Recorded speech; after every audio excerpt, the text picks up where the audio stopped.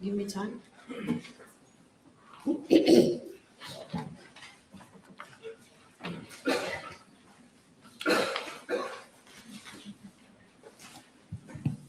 Yes. Announcements none. Papers have been laid. Questions? Yes, Honourable Leader of the Opposition. Floor is yours. Thank you, Madam Speaker. Madam Speaker, I've given notice of the following private notice question addressed to the Honourable Minister of Labour and Industrial Relations.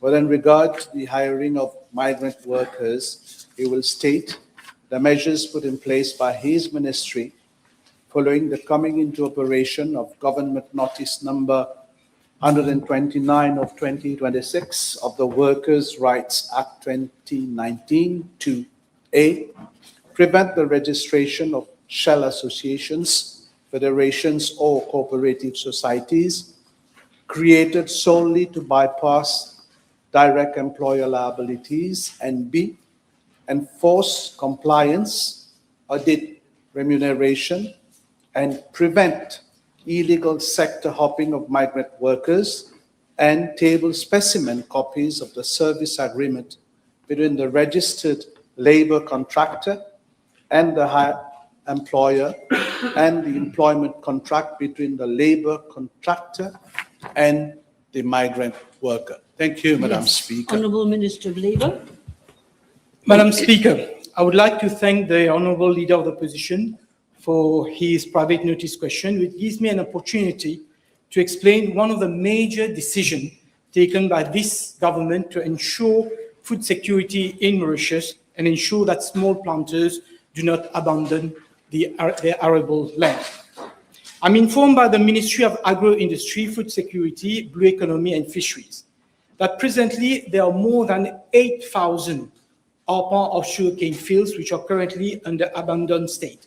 9,000 tons of sugarcane were left unharvested in the fields, mainly due to shortage of labor. Furthermore, there are 10,486 small planters in non-sugar sector, 1,125 breeders, and 870 tea planters registered with the Small Farmers Welfare Fund. There are also 8,140 sugarcane small planters registered with the Sugar Insurance Fund Board. My ministry is already facilitating the recruitment of foreign workers for the agricultural sector under the supervision of the Ministry of Agro-Industry, Food Security, Blue Economy and Fisheries through the Work Permit Committee of my ministry.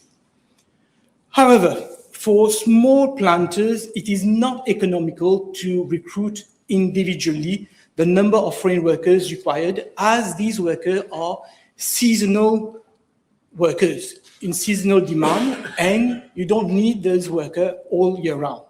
So as a solution, it was proposed that the same one worker would employ migrant workers, and then the same migrant worker would work for more than one hired You mean one employer? There will be one. This is the concept of labor contractor. The labor contractor is one employer. He will recruit workers, migrant workers, and then those migrant workers would be supplied by the labor contractor to the hirer employer, which are going to be small planters and small breeders. Now, under the Workers' Rights Act, back in 2024, before I took office, there was already a provision relating to labor contractors. However, there's never any regulation proclaimed to give effect to this concept of labor contractor because a number of concerns had been raised by trade unions. So accordingly, a tripartite meeting was called under my chairmanship on the 10th of March 2026 to gather the views of trade unions, small planters, Mauritius Cane Industry Association and Authority, and other stakeholders. After discussion, the following points were agreed. And I stress, representatives of trade unions were at that meeting. So the agreed points were as follows. First, regulation will be made for the registration of labor contractors, and labor contractors will be permitted to supply migrant workers to qualified hirers only in the agricultural sector, subject to certain eligibility criteria being applicable to them.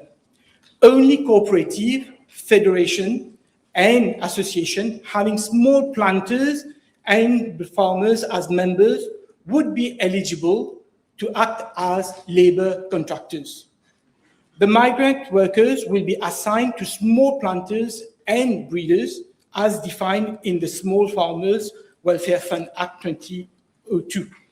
Safeguards will be introduced to uphold the principle of equal remuneration for work of equal value as provided for under Section 26 of the Workers' Rights Act. The employment contract between labor contractor and the worker would also clearly specify the occupation in which the worker will be engaged and the rate of remuneration applicable.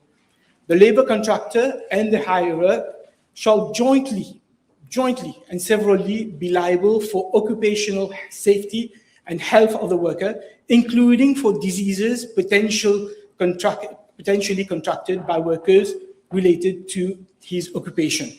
The lodging accommodation shall be provided by the labor contractor, who should also apply for relevant permits. The worker should have the choice to either arrange for his own food or opt for the labor contractor to provide same, and in the latter case, the amount to be withheld from his remuneration must be specified in the employment contract and should not exceed 3,000 rupees per month. And finally, the Mauritius Cane Industry Authority would act as a facilitator, and together with my ministry, the Mauritius Cane Industry Authority will be responsible for ensuring that the rights of the migrant workers are respected and upheld, and employers as well as the hirers deliver on their obligation. The Ministry of Agro-Industry, Food Security and Blue Economy concurred with the points of consensus and also informed a list of qualified hirers, that is the small planters and small breeders, will be compiled and provided for this pilot project by the Mauritius Cane Industry Authority, and B, upon their arrival, training on local agricultural practices will be provided by the Mauritius Cane Industry Authority and the Food and Agricultural Research and Extension Institute to all migrant workers on the occupation that they will engage thereafter. On the 27th of March 2026, government agreed to regulations being made under Section 29A, 29B, and 124 of the Workers' Rights Act for the registration of labor contractor and to enable the supply of migrant workers to small planters and small farmers by the labor contractors in the agricultural sector. Madam Speaker, subsequently, my ministry held further consultation with the Ministry of Agro-Industry and the Mauritius Cane Industry Authority with a view to finalizing the draft Workers' Rights Labor Contractor Agricultural Sector Regulation 2026. And further provisions were included in the regulation to ensure the occupational safety and health of workers, that adequate safeguard will be provided in the regulations. The registration for labor contractor would be valid for 3 years initially. On 18th July 2026, the regulation were published in the Government Gazette. As regard to part A of the question, following extensive consultation with the Ministry of Agro-Industry, Food Security, Blue Economy and Fisheries, the Mauritius Cane Industry Authority, the trade union and representative of small planters, government decided that only registered federation, association, or cooperative society having as members small planters and small breeders may apply to be registered as labor contractor. No private company, no employment agency, no recruitment agency, or other service providers will be eligible to act as labor contractor under the regulation. Pursuant to Regulation 5.1, the labor contractor can only supply migrant workers to small planters or small breeders who are registered. Now, as you know, small planters and small breeders are limitatively defined in the Small Farmers Welfare Fund Act. Furthermore, all sugarcane planters need to be registered with the Sugar Insurance Fund Board, who operates under the aegis of the Ministry of Agro, to supply the cane to the mills and benefit from subsidies and income after sale. For vegetable, tea plantation, and other crops, small planters need to be registered through the Small Farmers Welfare Fund, and they are given a membership card with an identification number. Therefore, it is very easy to identify who are the small farmers and who are the small planters. So we are not opening the floodgate for any hirer in agricultural sector. It will be only the registered small farmers and small breeders who will be able to act as hirer. Now, before a federation, association, or cooperative society may even apply to my ministry to register as a labor contractor, it must be validly registered with the registrar of association, or the registrar of cooperative societies. For association, before an association is registered, the association for small planters or small breeders, they need to file a copy of the rules with the registrar of association. The registrar of association will have to verify under the rules whether membership is for small breeders and small farmers. In addition, they need to supply a list of members to the registrar of association. Again, the registrar of association can verify that they are only small breeders and small farmers. The registrar of association can ask for further information in case of uncertainty. For example, he can require a copy of the registration card of the small breeder and the small planter to ensure that only the federation, corporate, and association who has as members small planters and small breeders will qualify under this regime. And a similar regime is applicable for cooperative society. Again, for the registrar of cooperative can ask for all information to ensure that the members are small breeders and small planters.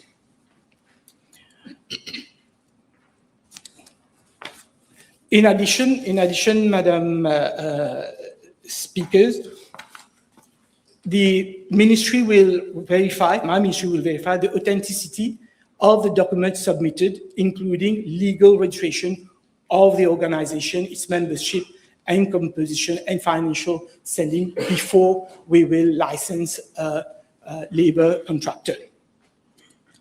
There would be a technical committee which is going to examine application for labor contractor, which will consist, among others, of representative of my ministry, representative of agri-industry and the Prime Minister's office. So again, acting as another filter to ensure that only labor contractors who has as members small planters and small breeders would be given the permit to recruit for hire.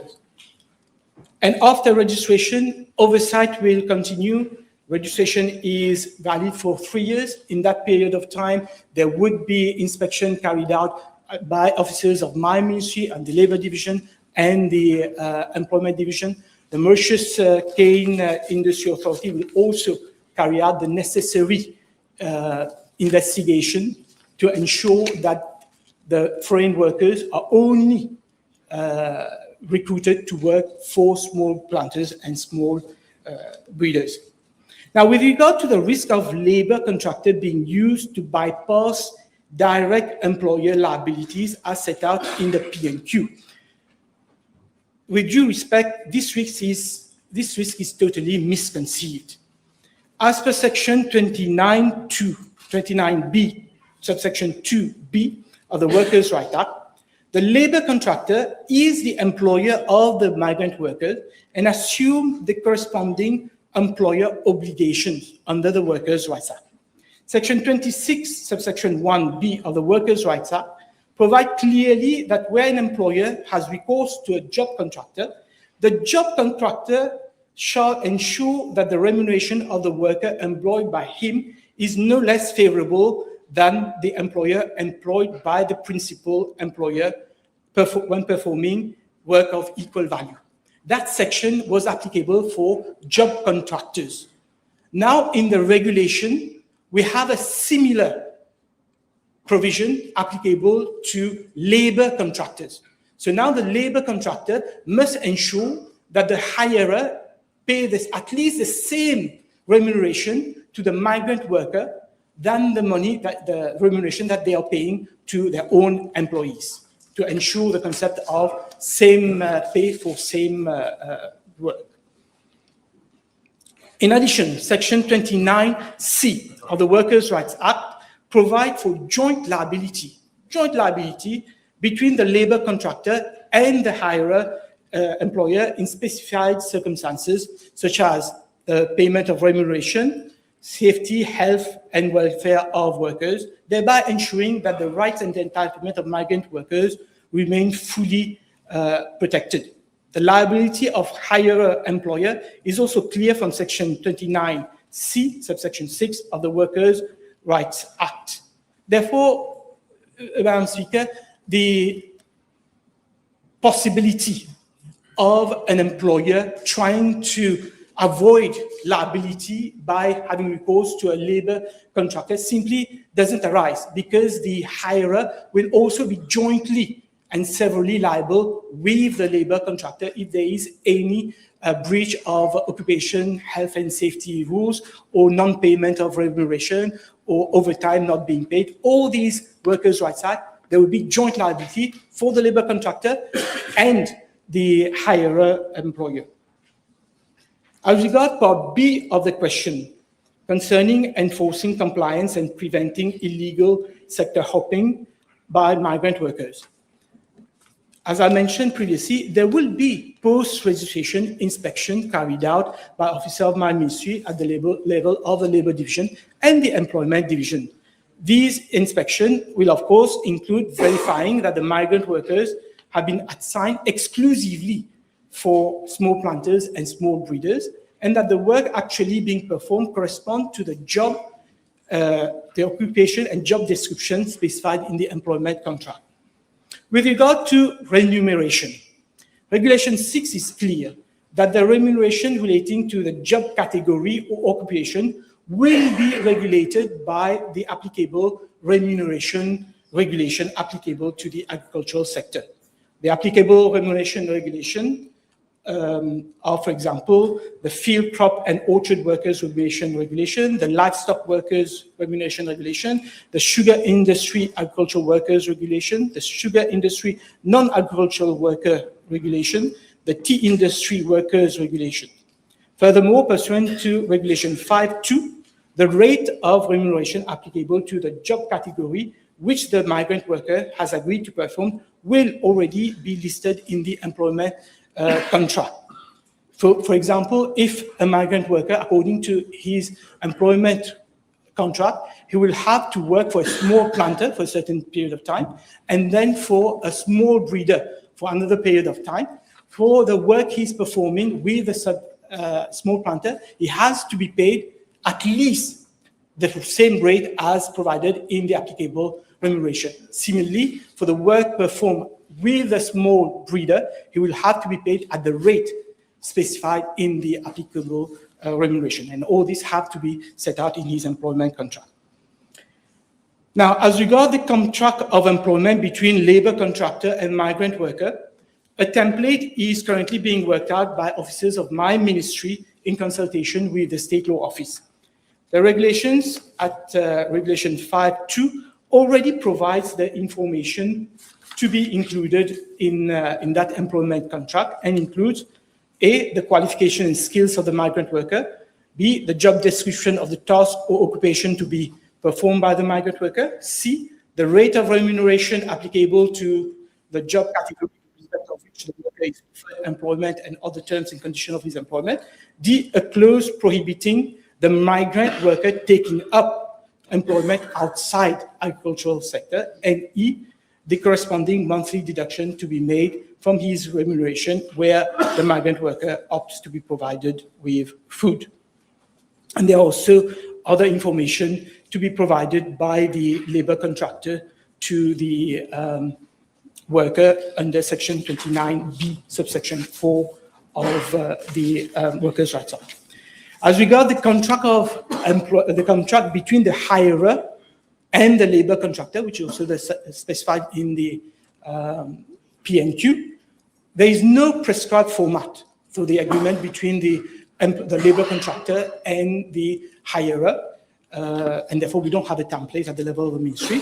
However, the labor contractor must ensure that the hirer employer does not request the migrant worker to perform tasks which fall outside the scope of his job description and which requires qualification or skills other than those specified in his employment agreement. Thank you. Next, first supplementary question. Thank you, Madam Speaker. I thank the Honourable Minister for his reply. He stated in his reply that tripartite meetings were held and that trade unions were agreeable to the concept, that new concept of labor contractor with certain conditions. Can I ask the Honourable Minister how many such meetings were held, and will he table the notes of meeting where the trade unions said that they are agreeable to the concept of labor contractor upon certain conditions? There was one meeting held on the 10th of March 2026. Representative of workers' organization included representative of the joint negotiating panel, the CTSP, FPU, and Federation of Agricultural Allied Industries and other workers' union. I'll have to check with State Law Office. If there is no issue with tabling the minutes, I will table it. Okay, second question. Yes, Madam Speaker. Can the Honourable Minister inform the House whether the first recruitment of workers under these new regulations, first he said, will be done on a pilot basis? Does he confirm that? And whether the first importation will be restricted to 1,000 laborers only or more? I confirm that this is being done on a pilot basis. And may I remind the Honourable Leader of Opposition that this is an initiative by the Ministry of Agro to try to ensure that small planters don't desert their arable land. So we'll see on the first step. We have not set a limit on the number of workers to be recruited. And we have not yet received any application for job contractors. So we will have to see how many federation, association, cooperative are applying to be registered for labor. And then in consultation with the Ministry of Agro, we'll see whether we need to restrict the necessary permits. Your colleague stated that there will be a first batch of 1,000 workers and then a second batch of 2,500 workers. Can the Honourable Minister inform the House when the first batch of laborers is expected to reach the country and where will they be accommodated? Because his colleague stated that they might be accommodated in the quarters of Metro Express workers. Will you confirm that? Like I said, Madam Speaker, we have not received, as at today, any request for registration of labor contractor. But what is already provided in the regulation is that the labor contractor will obviously need to make arrangement for the accommodation of all the migrant workers, and the appropriate lodging accommodation permit will have to be sought. Clearance will have to be received from the Ministry of Health to see the state of the building, and clearance will have to be sought from the from the Fire Clearance Department and from the local government authorities to see whether there is a building and land use permit. And then my ministry will issue the lodging accommodation period. So I don't know. If, for example, you mentioned the use of the Metro Express, which had been used previously, which has been used, yes, which has been Don't talk used to him. previously, Don't talk to me. with regard to the accommodation which had been used by Larsen and Toubro when they were constructing the Metro Express. If there is a request, of course, a request to use these premises as lodging and accommodation for the migrant workers, of course, this will be given due consideration by my ministry. Yes, now you talk. Yes. Your next Can the Honourable Minister confirm whether the first batch, I put it this way, of 1,000 workers will be exclusively for the sugar sector, and will it be only for small planters or also for the corporate sector? Okay, as I said, Madam Speaker, I didn't venture for the figure of 1,000. Okay, the labor contractor will be given a permit only to supply the migrant workers to small planters and small breeders. Now, small planters include small planters in the agricultural, in the sugar sector, and non-sugar, vegetables, tea planters. All these will be eligible as long as they fall within the definition of small planter under the law. Next question. Yes, thank you, Madam Speaker. With regard to the rate of remuneration, which we understand will be as per remuneration orders, can the Honourable Minister inform the House whether there will be two different salary levels, that is, the migrant workers' salary based on remuneration orders and that of local workers as per collective agreement signed? Absolutely not. In Mauritius, we don't discriminate between Mauritian worker and foreign worker. So if there is a collective agreement and the rate applicable is more favorable to the employee than for the migrant worker, then that would be applicable. Because remember, I mentioned it, Madam Speaker, we made a specific provision, and that was one of the requests made by the trade unions, that we need to have equal pay for equal work. So in the remuneration regulation, that we have enacted, it is clear that the hirer cannot pay more to a Mauritian worker than it is paying to a migrant worker. It will be the same rate, same value, same pay. Thank you. Yes. Your Yes. next question. The Honourable Minister admitted some time back in this House that his ministry currently lacks the administrative power to impose penalties on employers who fail to renew work permits, and that the law will be amended to give the ministry power to sanction these illegal employers. May we know where matters are with regard to the new legislation? Yes, we have already made a request to the State Law Office, and we have received legal advice from the State Law Office, and officers of our ministry are currently working on a series of administrative sanctions that can be imposed. And when the text is ready, we'll come to Parliament, because that will require legislative amendment. We can't do it by way of regulation. On another Yes. note, Madam Speaker, may I ask the Honourable Minister whether he is aware that many seasonal workers of the sugar sector have not benefited from the Workfare Programme Fund since the beginning of this year?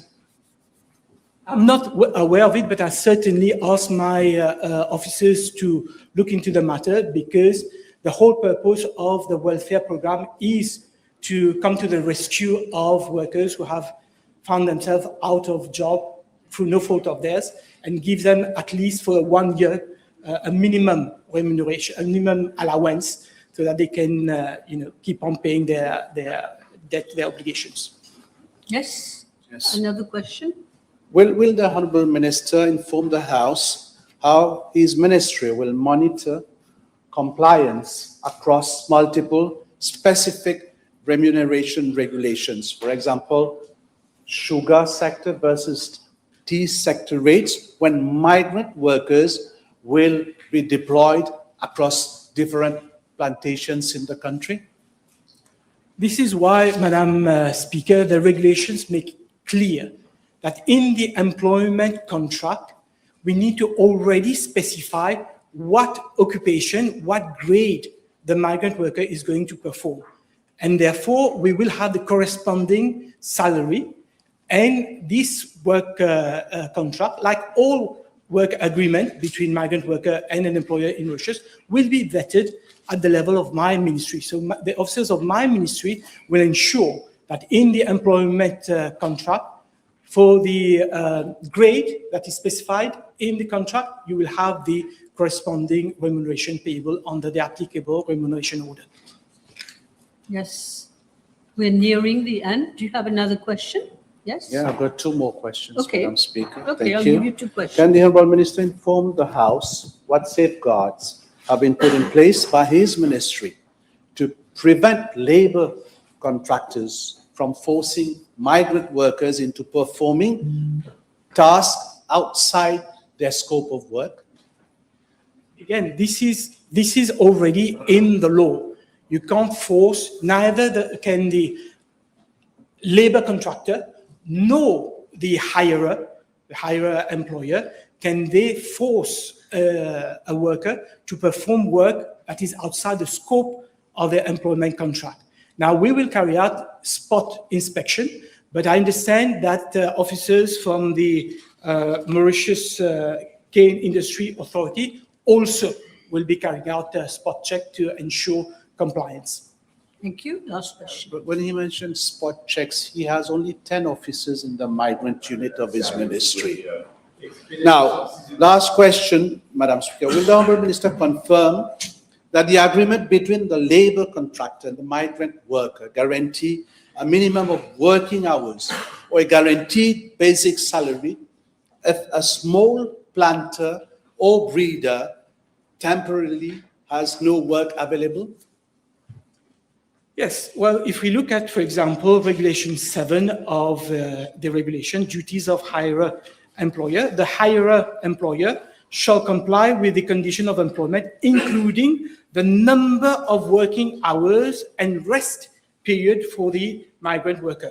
And subsection 9, any person who contravenes these regulations shall commit an offense. So it's already catered for in the regulation. But I agree with the leader of opposition, we will need to have additional staff to ensure proper monitoring and inspection, and we can only turn to the Ministry of Finance to give us additional staff. Thank you very much, everybody. So now we go to questions addressed to the Honourable Prime Minister. Honourable First Member for Vacqua-Floréal, please. B 1081, s'il vous plaît. Yes, Madam Speaker, as I previously stated in the House, government has